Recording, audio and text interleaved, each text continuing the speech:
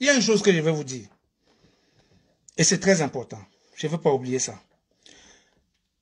Vous savez, je vous ai dit depuis dans cette résistance, évitons la manipulation et le mensonge. Ce n'est pas bon. C'est ça qui nous crée des problèmes. Laissons chacun dans son couloir. C'est-à-dire que si quelqu'un dit quelque chose, si tu n'es pas d'accord, n'attaque pas ça.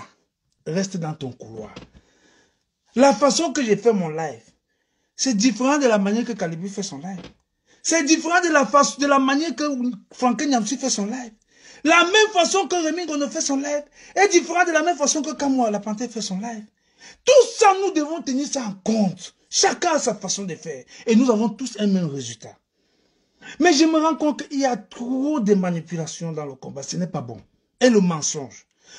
Moi, j'ai fait un mensonge dans ce combat.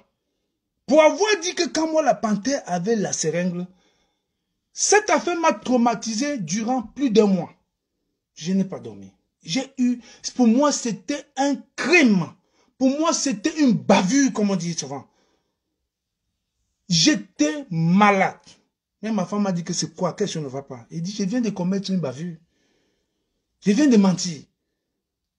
Et j'ai appelé Maître Touko. S'il me suit, il va vous dire. Il lui dit, Touko, c'est grave. Cette affaire me rend malade. Je suis malade. J'ai appelé une de mes conseillères aussi. Agnès de la Royale qui est à bord. J'ai dit, c'est grave, je suis fini. J'ai dit, Touko, Maître Touko, c'est un camarade de parti, hein. Maître Touko, dans le S0 ensemble.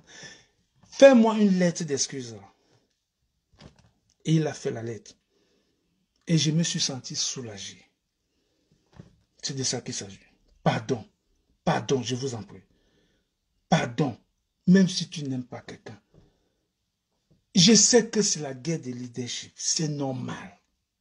C'est normal. Même avec mon père spirituel, Sanyala dit, il y a eu des moments où nous avons eu des problèmes. Il a dit que Kemta est trop populaire et il devient un peu... Alors il a voulu... On a eu des clashs. Et les gens l'ont dit, non, ne fais pas ça avec Kemta. Tu auras des problèmes. Et il a voulu faire, il a eu des problèmes et nous avons fait la paix. Ah oui. Ce sont des mentirs.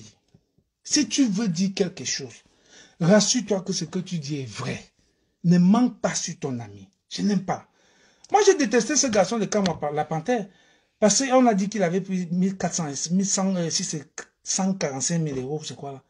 Je l'ai détesté. Je le détestais. À ce tu God ma maman Nkanda. Je le détestais. C'est vrai. Parce que je dis, mais c'est quoi avec ça? Les jeunes entrent dans le combat, ils font des choses. Moi, je l'ai détesté. Je vais vous dire. Mais quand j'ai appris que c'était faux, j'ai dit non, c'est pas bien. C'est pas bien. Il ne faut pas mentir comme ça sur un combattant. Je vous en prie. La lutte prend des coups quand vous faites des choses comme ça. La lutte prend des coups. Je vous assure. Ce n'est pas bien. Imaginez, l'affaire là pouvait dire qu'on dit que Kemta a aussi pris 1400 euros. Et c'est 1100 combien d'euros là. Et moi je veux me mettre où? Vous voyez comment j'ai le mensonge sur quelqu'un? Voilà. Mais vous le foutez, vous l'envoyez à la... Mais non, c'est pas bien. Ne faites plus ça. Pardon. Pardon, je vous en prie. Ne faites plus ça. Le mensonge est très dangereux. Je sais, il y a les gens là sur Internet, ils sont aux États-Unis, ils sont partout, au Canada, partout, même en Afrique, là-bas, en Afrique du Sud, partout. Ils ne connaissent pas ce que nous vivons face à face. Moi, je suis en Angleterre, je connais les réalités du terrain ici. Donc, évitez de venir entrer dans les problèmes que vous ne connaissez pas. C'est ça qui est simple. Vous pouvez bien vous renseigner. C'est comme par exemple, je vais vous prendre un exemple très simple. Depuis un certain temps, on m'envoie des vidéos. Mais on me dit que, Kemta, est-ce que ça c'est vrai? J'ai dit, mais c'est encore quoi? J'écoute la vidéo.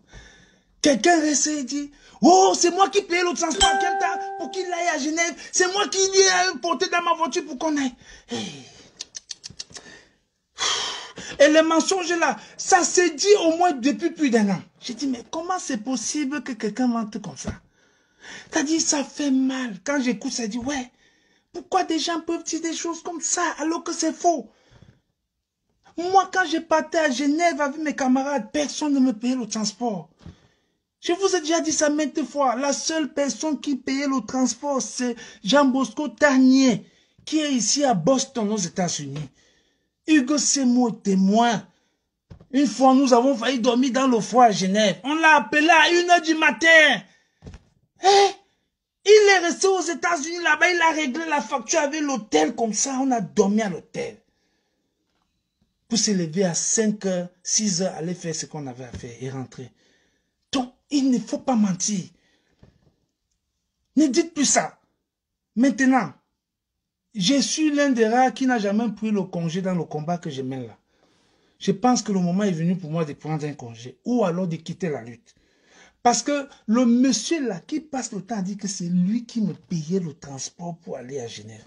Je lui demande de montrer seulement un demi-billet, un demi-ticket. Pardon, il a pour 2 mois pour chercher ça. Sinon, il a fermé pour dépôt. Qui ne disait plus de bêtises. Et pardon, qui m'aide aussi à quitter la lutte et puis que je me repose.